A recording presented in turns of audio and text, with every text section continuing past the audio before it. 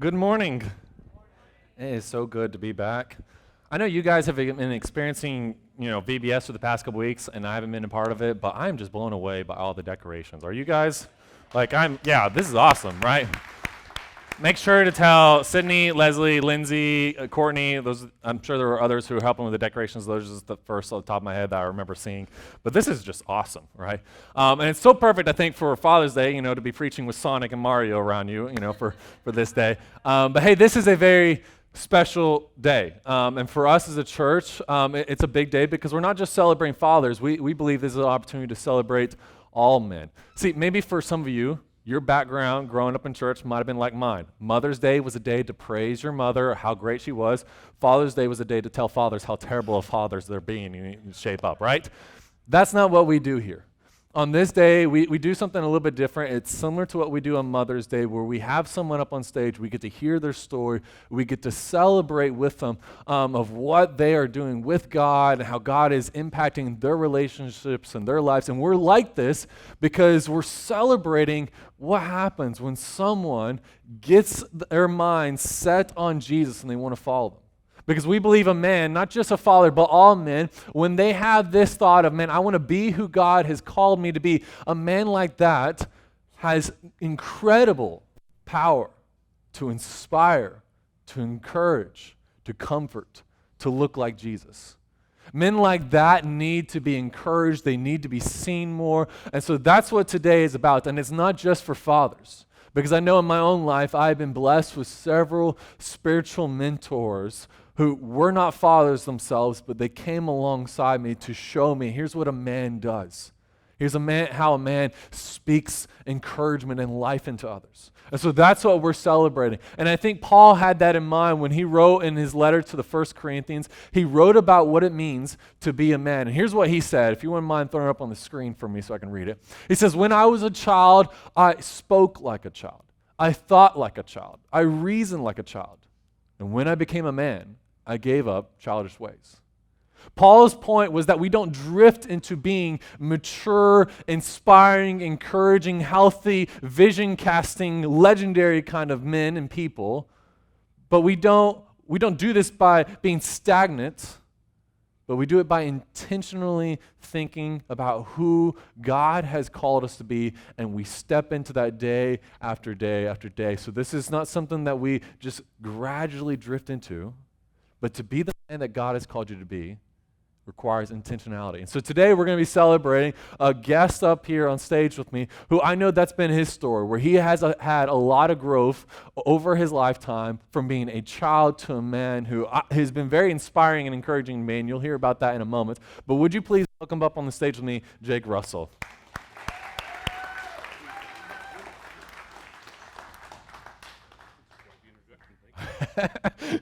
Well, Jake, I'm very excited for this. Yeah, you might want to put that on the...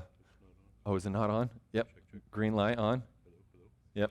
Is it on? Oh, there we go. I'm hearing you and me. And that's All right. That's quite the introduction. Thank you, Mason. Hey, but Jake, I'm very excited for this. I've honestly been very eager for it all week, and for a variety of different reasons. One, you're a funny guy. I remember the first time I met you, you were sitting right there where Tristan's at right now, and I was like, hey, what's your name? And you're like, Jake, as in Jake from State Farm. And I was like, this is a guy with humor. I love it.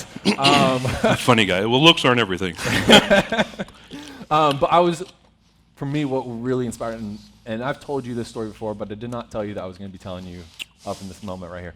But several weeks ago, you guys did something that really, for me, told me, okay, when Father's Day comes, I need to have Jake. Jake needs to be on the list of one of the guys to come up here. And what happened was Easter Sunday. So a little context for everyone. Easter Sunday was a very painful day for me and my family. We went through something that week that was kind of I'm not going to go into detail because I have a microphone, but it was one of those moments where you're always going to look back and you're like, there was life before this incident and there's life after this incident. And so that week was just a week of grieving. I spent more time crying in my office than doing anything productive. The only people in the situation or in the church who knew about what our family was going through was Stephanie and Dave. So Easter Sunday comes up, and I was like, God, I don't want to preach. I don't even want to be in church this day. Like, I'm grieving because I knew a large part of my role is try to create gospel community for others. And so on Sunday mornings, I'm going from one person to the next. I'll be laughing with one person, the next moment crying and weeping, and then praying, and the next person laughing. I do everything I can to give a gospel feel community. But to peel back the curtain, a lot of pastors don't always feel like they get that in return. And I remember that morning just praying, God, I don't know if I have the strength to do that. And then right after the second sermon, I thought, man, no one knows what's going on. Like, I've hit it very well. I know that sounds hypocritical because we say we're a church for those who are imperfect and broken people, but I wasn't in a state to process that, certainly not in front of everybody. But it was after the second sermon, I thought, okay, I got through this. No one knows that my heart is just broken and weeping right now. And turn around, I'm right over there. Turn around, and both you and your wife are right there. Both of you guys were like, there is something off with you. Can we talk? Can you just open up? And like God immediately in that moment was like, all right, there's your gospel community. You need to open up. And so I got to share with both you and Lacey. You guys were crying with me. Everyone had left the church. And I told you guys later on that week, I was like, I needed that. Like, I needed that Easter resurrection feeling. And that morning, I wasn't feeling it until that morning. So I'm very excited to have you up here. I tell you that to say, like, you are very well loved in the past year you've been here. You guys have incorporated yourself into our family very well. And so I want you to know, you might be anxious, but you're speaking from people who love you and are very excited, I know, like me, to be encouraged by your story and your wisdom and your encouragement that you're going to be offering this morning. But I want to just give you an opportunity to maybe introduce yourself to those who might not know you and all that. Well, my name's Jake. I've been married to my lovely bride for about coming up on 10 years. And I have an almost 6-year-old little boy, Eli. Some of you may know him.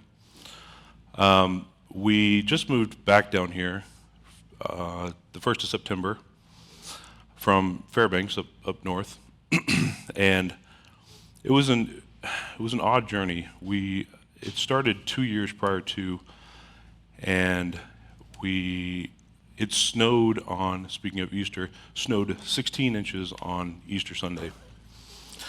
And that was really kicking the shin, because you get spooled up ready for spring and then 16 inches of snow.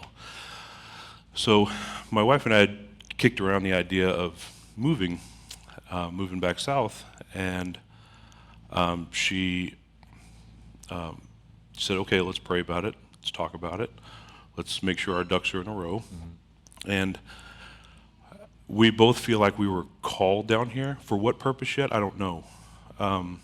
But to describe being called to do something or being called to go somewhere, it's really hard to describe. It's like an overwhelming urge that you have to do this. It's like a fire in your bones. Yes, yeah, it's a fire in your bones. And so I said, well, we can do this.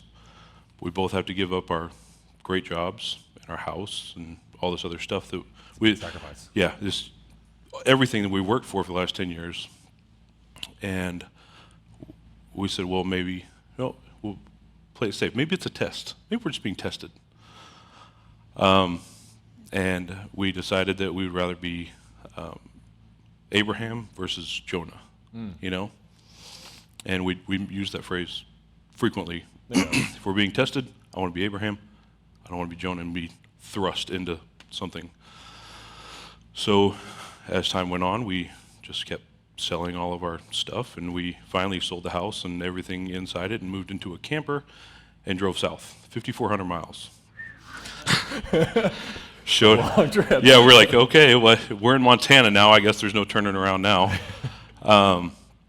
And that's and then here we are in southeast Missouri, and we feel at home here. We don't know what our purpose here, why we were called down here, but we'll find out. Yeah, well, that's exciting. Yeah. So what brought you to the Bluff Church a year ago? And I'm always interested in this question. What brought someone to church, and what kind of keeps you coming back? I'm going to go off my script here. Okay, go ahead.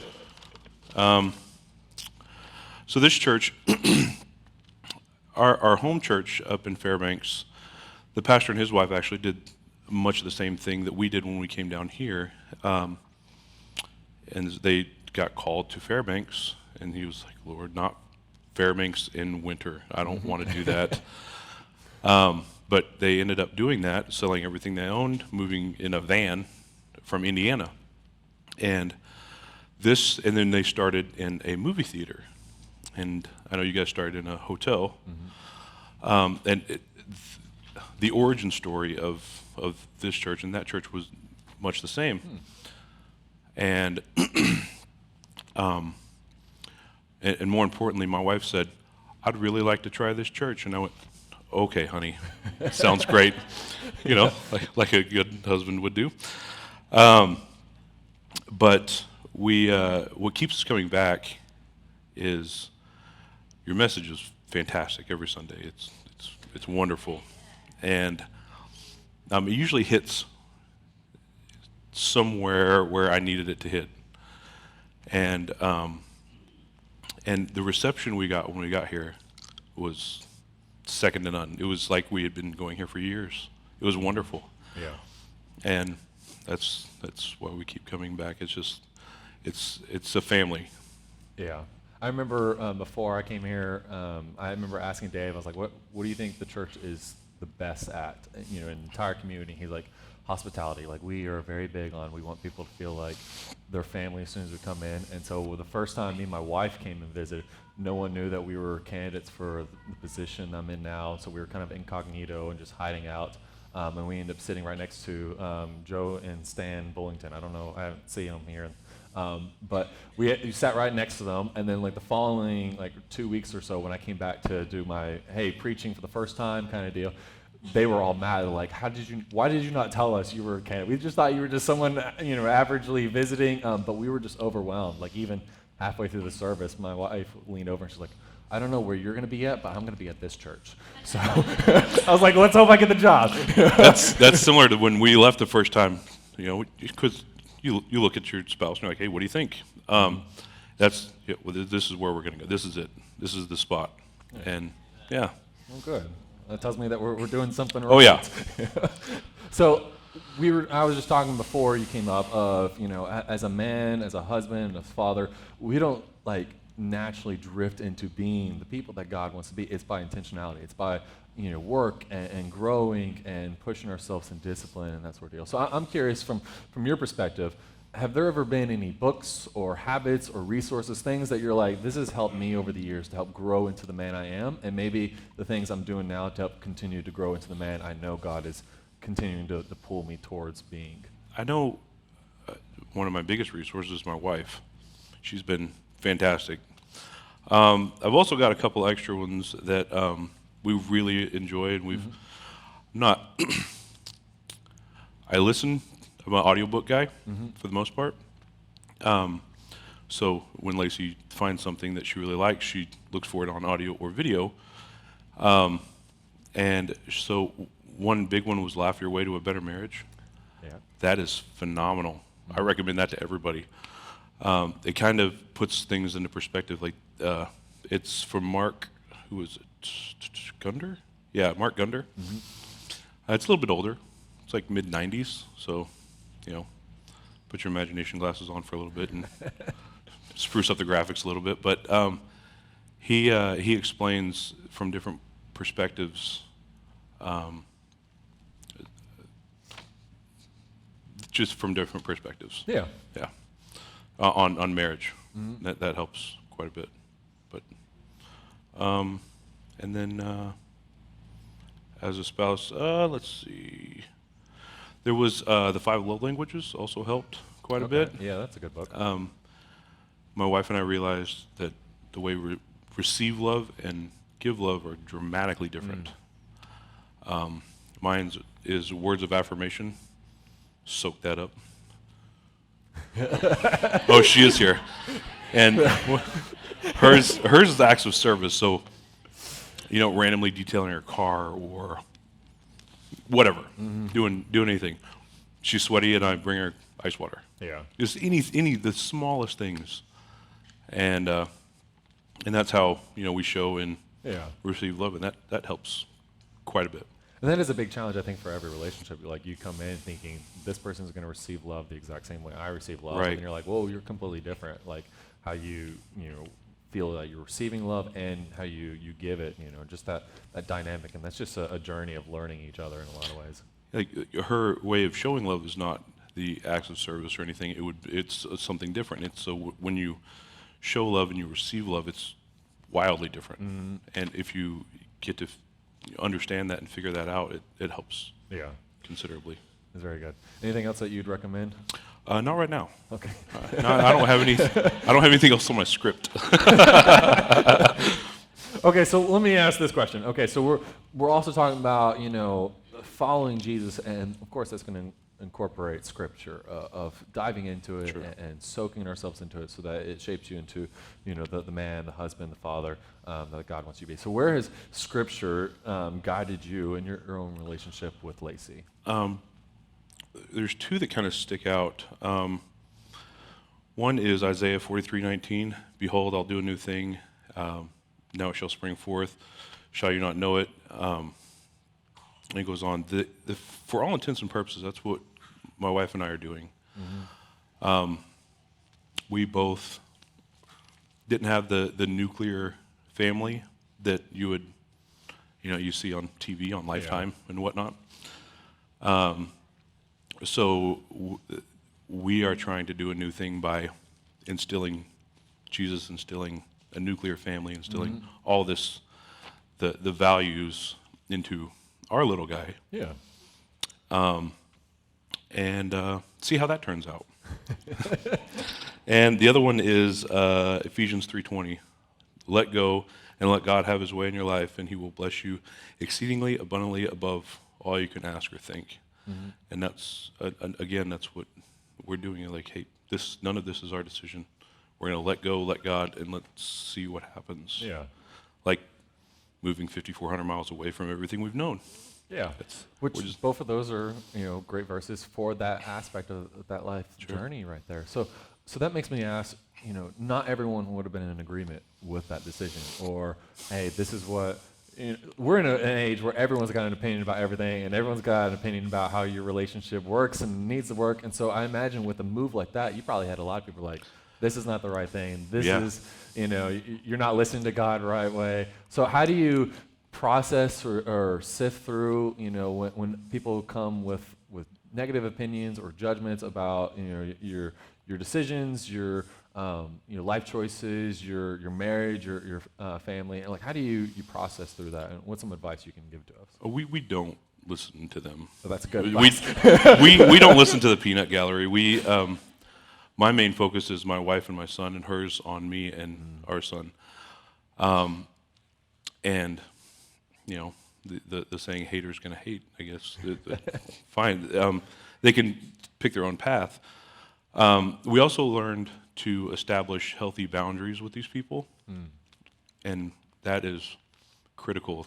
They a lot of people try to push those boundaries, and as soon as you set up those boundaries, you're going to get pushback. Yeah. And that's part of it.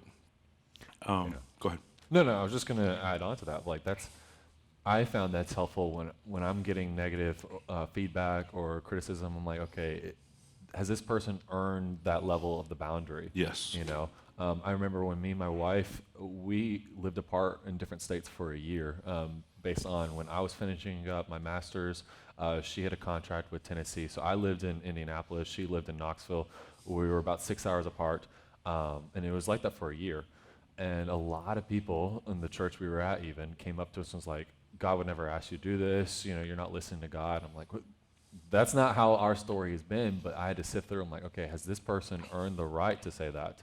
Like, have they reached that level of the boundaries of that level of intimacy? And those who, were in that most intimate space weren't saying the same thing. They were like, we're encouraging you. We're here for you. We understand why you're doing this. It was those on the outside who hadn't earned that deeper level of trust. They were further out in the boundaries. And Right. I find that they helps. have no idea what's going on in the inner circle of your relationship. Mm-hmm. So Yeah. take it with a grain of salt, I guess. Yeah.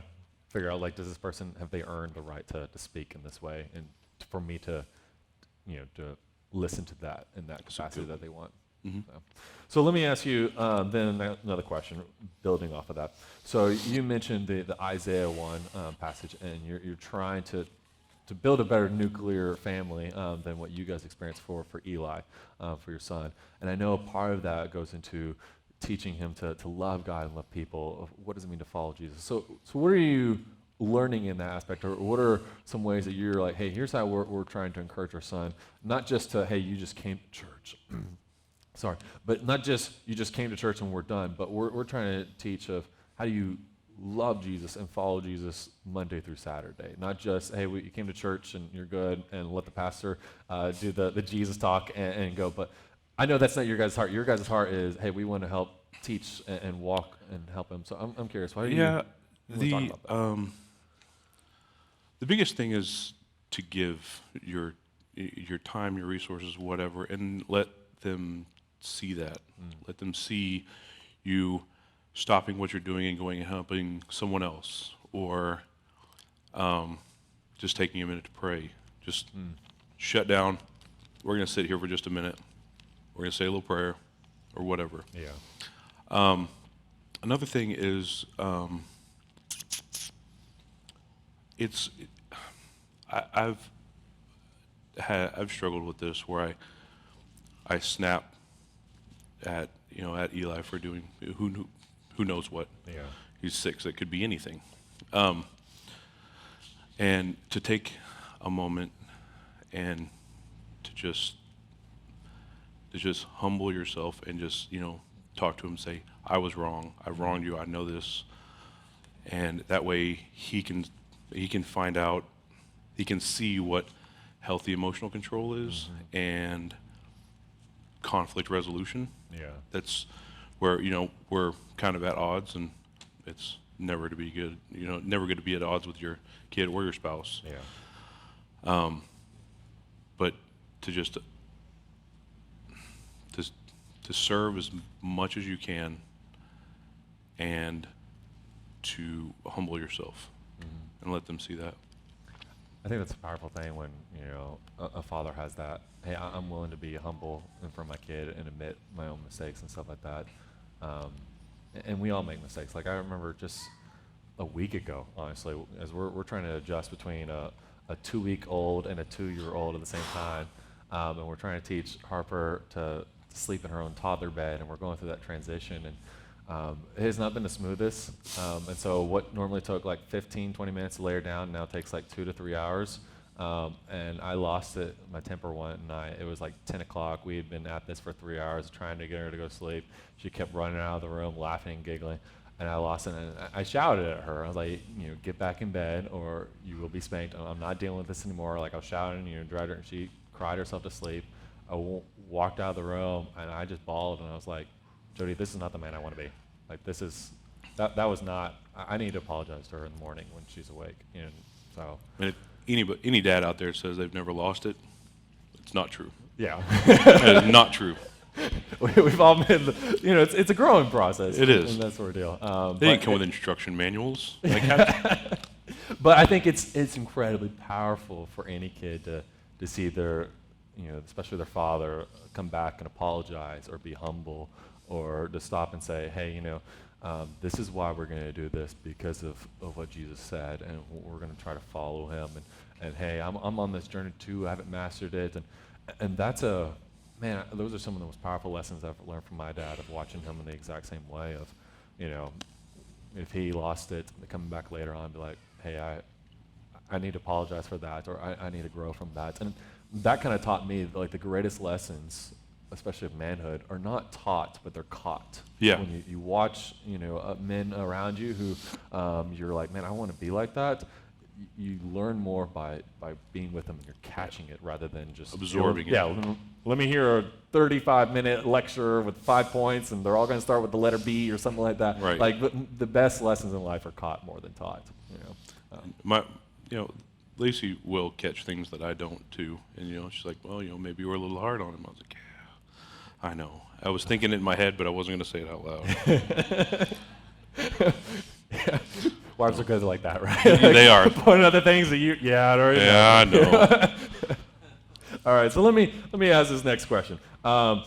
this is kind of building on everything, building up raising up a child to love God and love people certainly starts with seeing that in a marriage. And so I'm asking, are there any tips on a healthy marriage that your tips you've learned? You're like, man, I'm glad we have learned this, and this has better our marriage, it's strengthened our marriage, it's created more love for God and each other and love for people, and it's also something that we can help reciprocate to our son.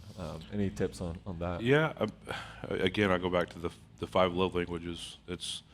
We're trying to, of course, Eli hasn't, he's 6, he hasn't gone through the whole video and do all that stuff. But trying to decipher what his love language is and how he shows it and how that's, but the 5 love languages is critical. And also, don't yell. If either party escalates to the point of yelling, you just got to shut it down. We started out, young marriage. Of course, we're having conversations across the house, and try to keep an open mind. That I'm going to go off my script real quick. This where your spouse is coming from when they have a point of view and you have a point of view.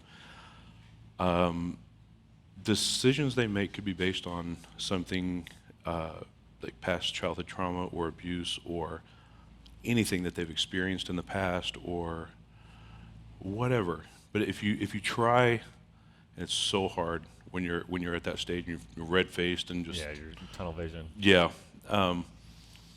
The best thing that we have done, because I'm a very head-on person. If there's an issue, let's tackle it right now, right this second. Other members of my marriage are not that way. She's just cracking up back there. She likes to distance herself, think about what she's going to say, and then she's more analytical, and I'm more, I'm a hatchet where she's a scalpel. Yeah. And also at the end of the conversation that you're having, we try not to have arguments, we try to have conversations. Doesn't always succeed that way, but we strive for that. We both, again, humble ourselves and okay, I understand, I'm sorry, I did this. And she'll usually come back and say, I'm sorry, I did this, and then there we are. Yeah. But don't yell and don't slam doors. That's my number 1 tip. Yeah. Pretty good. You would be surprised at how many times that happens, and then you leaving and wham. I've been mad before, and I'm like, I'm gonna go outside for a minute, and the window's open, and I shut the door. You guys. Oh, I turned off. Oh no, I didn't. Nope, you're there. And the wind will catch the door, and it'll slam. I didn't mean to, but I'll come in. Sorry, I didn't mean to slam a door. I'm still gonna go outside, but I didn't mean to slam a door. So that shows a lot of growth and maturity. Yeah. We're not done with this, but I didn't mean to slam it. I'm sorry. Yeah. I think something really powerful you just said, I think can go into any relationship, is just having that stop and moment where you're like, okay, where are they coming at from this? What's been their story that I know of that's influencing this reaction, this response, this thought, this, I think that is crucial for any conflict management, whether it's at work with a kid, you're like, okay, where are you coming from in this moment?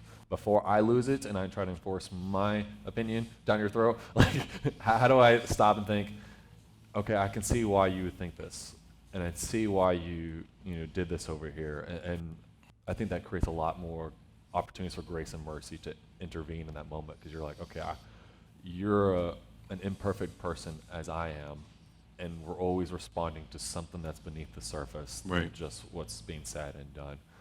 I think when we can stop and process that in the moment, which is difficult. Right? There's a Super lot of times difficult. you come back and you're like, that's not how I wanted that reaction to go, No. and you have to come back later and apologize. But I think that is such a crucial skill, and then when men learn that, it gives them such opportunities to speak life and encouragement and love and into the situations that they're in. But it's difficult, right? And we also never have discussions in front of our child either. We don't let him see us argue. Yeah. So it's like a timeout. Yep. We'll pick Yep. this up after bedtime. Yep.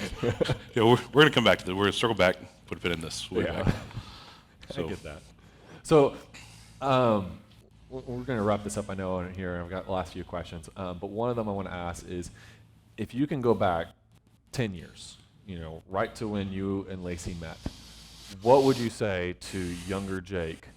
To encourage him, or to say, please don't do this, or something. If you could speak to your younger self 10 years ago when you met Lacey, what would you say? I would step back to about 15. That was 15. Okay. Yeah, let's sit back at about 15 Okay. before Lacey came around. The first thing I would say is get better friends, because these people are going to land you in jail. You know You're always better. the average of the 5 people you're around the most. Yeah, you know better than this, man. Knock it off. And a big one is something I had to come to grasp with when I was in my more adult years, is other people's anger is not your fault. If people are angry, it's not your fault. Even if you do something and they're angry, it's probably not. It's cutting out. Okay, there we go. Just be the best. Yeah. I don't know. Are you sitting I'm on the not. I'm plug on or- this side. Hello. Oh, there we go. I'll just Yeah, leave it right you there. just hold it out. Yeah. Just be the best that you can be. Just let it go. And one more thing would be the way you do one thing is the way you do everything. So if you do something, do it to the best of your ability. If you start going in kind of half,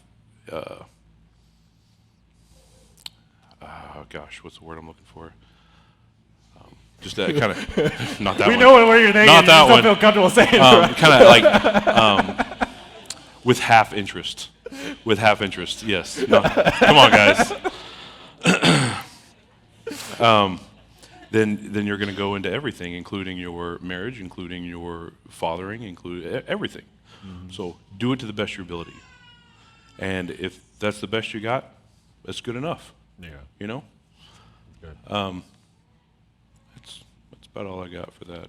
I gotta say that one you mentioned of other people's anger, is not your fault or always your responsibility. Like that, I'll be honest, I struggle with that one of like I do dealing too. with other people's immaturity or imperfections or lack of growth, and not personalizing it of, well, therefore that's my fault, or I'm to blame for their reaction. Like I struggle with that personally myself, and maybe 10 or 15 years from now, I will look back and be like, that's what I wish I could say to me today. So I find that encouraging. Thank you for sharing. Yeah, Lacey and I, when we first got together, I internalized everything. That was it. I just stuff it in a bottle. It's fine. That is not the way to go. You talking about you were crying back in your office? Cry. It's great. Feels great. Turn on a Pixar movie and I'm just waterworks. You don't even need the Pixar. You just need the little shorts. Like, on Up. Oh man, that one gets me that every Up time. gets you. Yeah. Anyway, I won't talk about it too much. Go ahead. Glad to know I'm not the only No, one. you are not the only one. So I want to give you just this final opportunity, open platform. Any word of encouragement that you can give to anyone here, whether it's other men or young fathers or those who want to be fathers or just the general audience. I just want to, in closing, give you the open platform here. I've got maybe not. Got some advice I've learned. I'm not, the wise old professor or anything like that yet, but working on it. But gentlemen, don't be afraid to show emotion. It's look at me. I'm a 6'4", bald, bearded dude. I cry. It's fine. When Lacey and I first got together, I did not. I had this false sense of this false need to be stoic all the time, and like I said, cram every emotion into a bottle. And when that bottle gets full and you keep cramming stuff inside it, it's going to bust, and that's not good for a marriage, not one iota. It never works. And I still struggle with that today. The typical answer with every guy, hey, how you doing? I'm all right. But generally they're not. So show emotion. And yeah. That one I think is so crucial because we live Pivotal. in an age where men are not allowed to have emotions or feelings. Nope. But we do. But if you live in that way, yeah, you eventually just bottle up, you explode.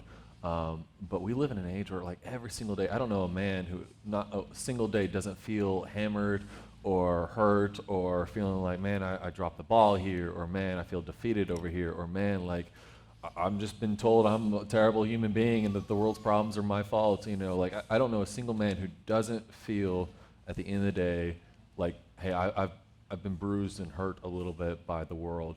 But our world says you can't process that, you have to stuff it down. Right. But what happens is we eventually... The bottle gets full. Yeah, we end up destroying something else because we have not taken the time to self-care, to process these things. Your spouse does a lot, not of the, beating you down or anything, but mine especially, she lifts me up every day. Yeah. No, see? See, you asked not to have that question. I know, I did. And here you go. But yeah, she's a wonderful lady. But All right. Hey, can you guys give Jake a round of applause this morning? Thank you, Jake. thank you. Thank you.